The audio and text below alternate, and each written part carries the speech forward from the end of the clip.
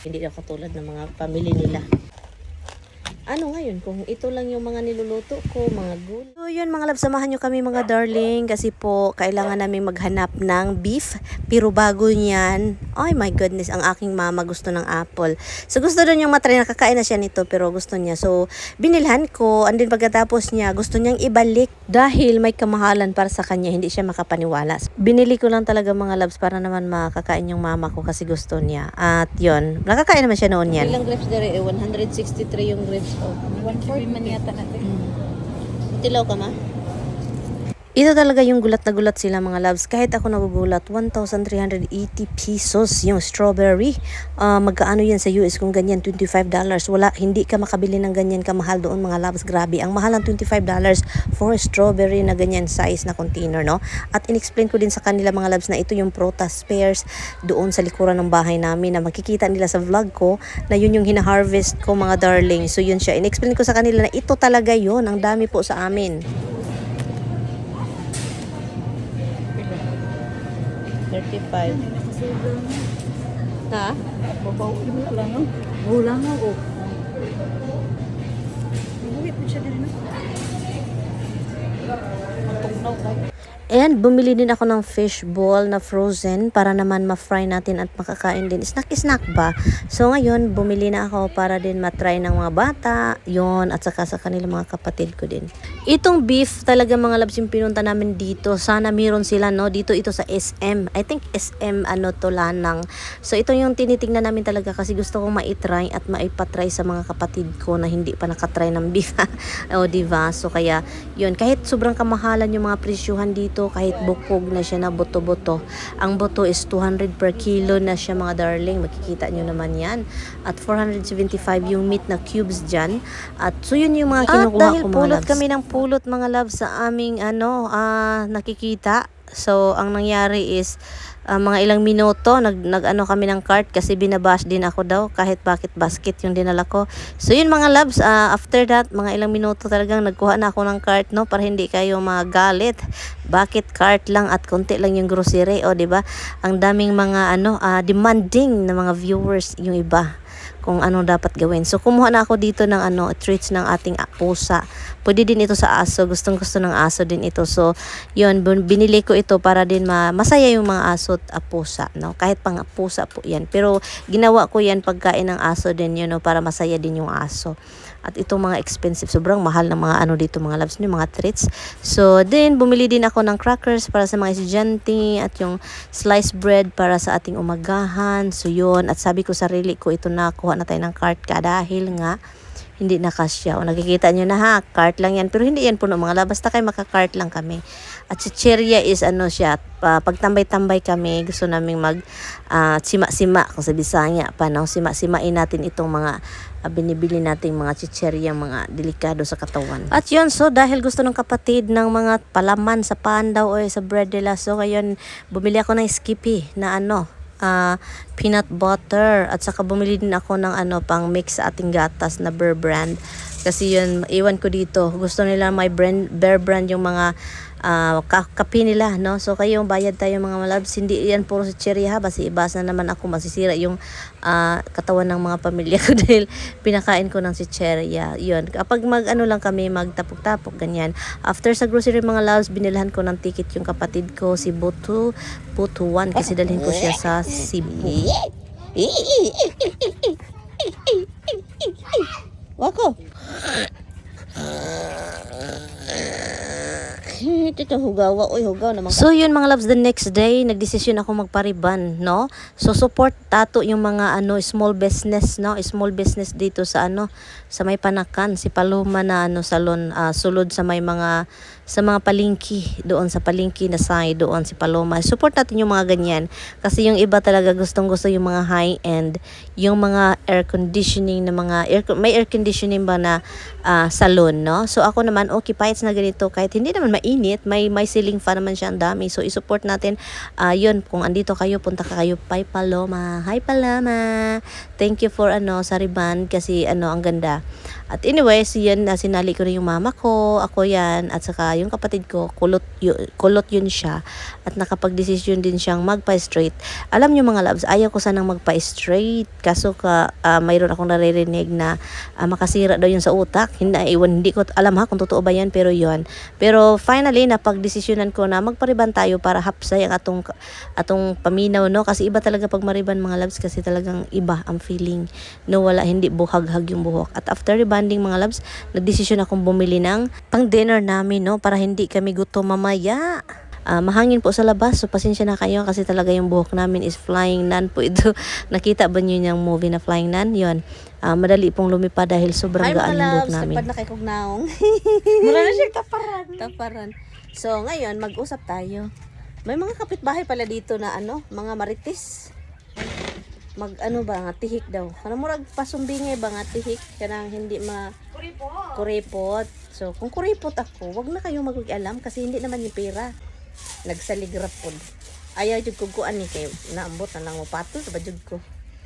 May ngono ba ang sabi pa naman iba. Patula daw ako. Ay, tao lang naman ako hindi man ako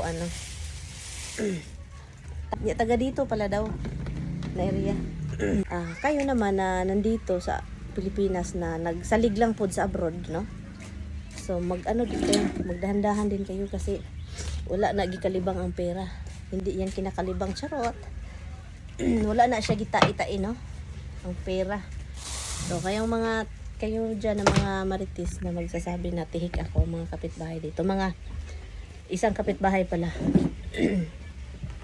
Magsasabi na parang hindi daw ako bongga, hindi daw katulad ng mga pamilya nila. Ano ngayon, kung ito lang yung mga niluluto ko, mga gulay, mga bilhan mo ako na inday. Bilhan mo ako ng mga lechon palagi, no? Bilhan mo ako. Mga filingera din yung itong iba dito. Hambot na lang. Mga pilingera din itong mga ibang isang kapitbahay dito. So, kung hindi niyo ako kilala, hindi na kayo kasi hindi niyo alam. So, yung mga pera na ginagastos ko, hindi man namin yan kasi pinupulot sa daan. So, kayo naman na nasanay kayo na manghingi sa mga kapamilya ninyo na sa abroad.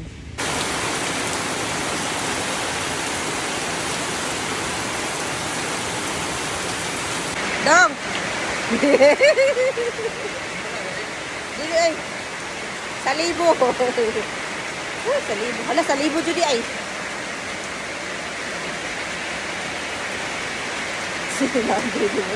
Pero kasi Bin Laden.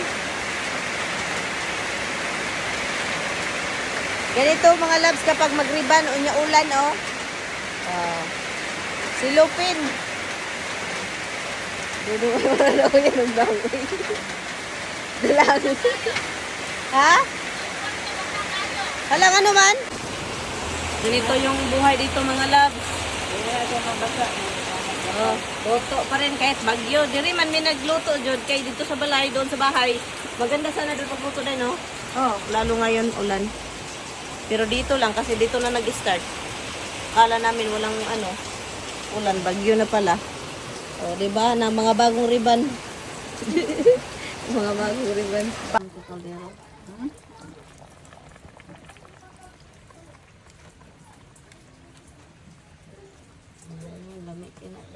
So yun mga loves, salamat po. Yun yung dinner natin at thank you sa mama ni Dolfo. Siya talaga yung nagluluto mga loves.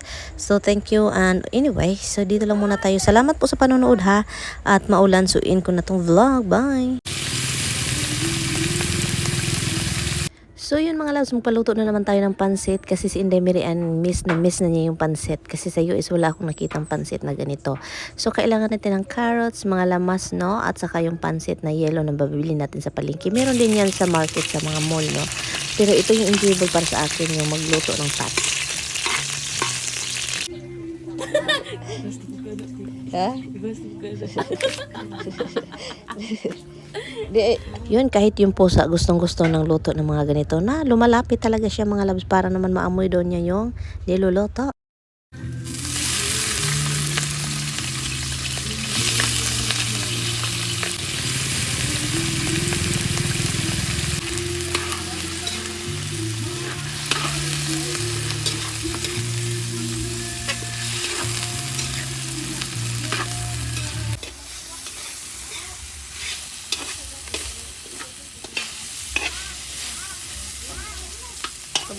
to lang. Tigluto ko. Yon, at meron tayong cabbage din mga loves. Kailangan natin siyang ikat ng ganito para sa ating pansit.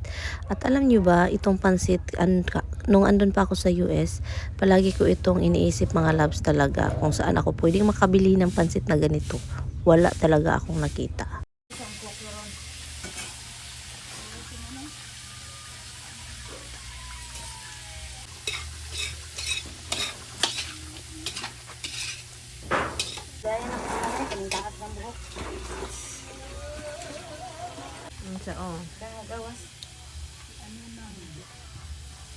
Ayog ambak da minggay ha.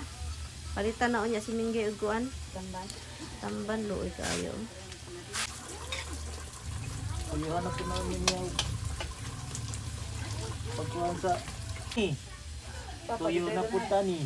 Tama na no. Tao pa dito.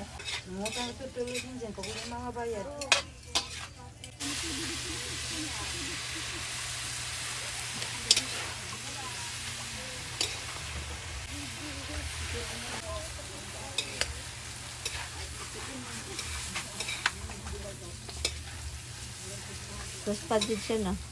Kung may toyo. Pets. Okay na na eh. Lami ka dyan na. Sila pa yung murag crunchy. Oo, lain kayo eh. May lami, lasa. Pambihon man to te. Pang paano to? Pang-i. Oo, kana. Way lami eh. Ilunod na nato tulong. Ay, isa, madali lang. Pangbatsoy. Di mo ganahan mga to gahi-gahi. Pangbatsoy ka na. At alam nyo ba mga loves, masarap din itong hindi nahugasan. Yung mga nasa mall, hindi na pwedeng hugasan walang langaw para dry. Kasi gusto ko na ganito na dry din siya at panok yung pares. Promise, next time magpagawa na naman ako nito. Yung dry na style na naman at manok yung pares. Wala akong nakitang ganito sa US mga loves. Ano ka lang? May tao dito dahil. Lagi. Tigohon. Timerlen! Unahan na to ning dukot. Unahan dukot pero di pa nga sa wilit. Pag sa wilik ng dukot, noon sa nga day. Pero duha na gud akong bana. Kaya duha akong plato nagsapaw.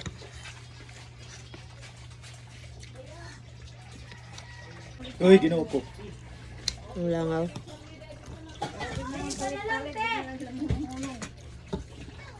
Anya day, unsaon man ako na day. Gamay lang yung ibutang ani kay grabe ni kakuan. Seasoning. Gamay ra yung ibutang. Butang yung nagkuhan tayo do. Butang ipo gamay kaon pud ana gamayan. Kuhan mo siya. Mamo na yung ganahan. Hindi mo siya ganahan atong kuhan. Unsa? Bihon. Sige nagbiro. Tali sa ti Marlene. Ling, unsa tuhan mo ling? Sige na ling. Hala napasok na to.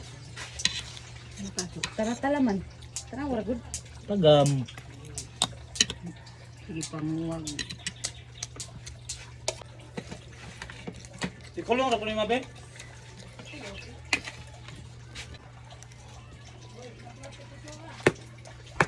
Layan ko ang ni dito yun.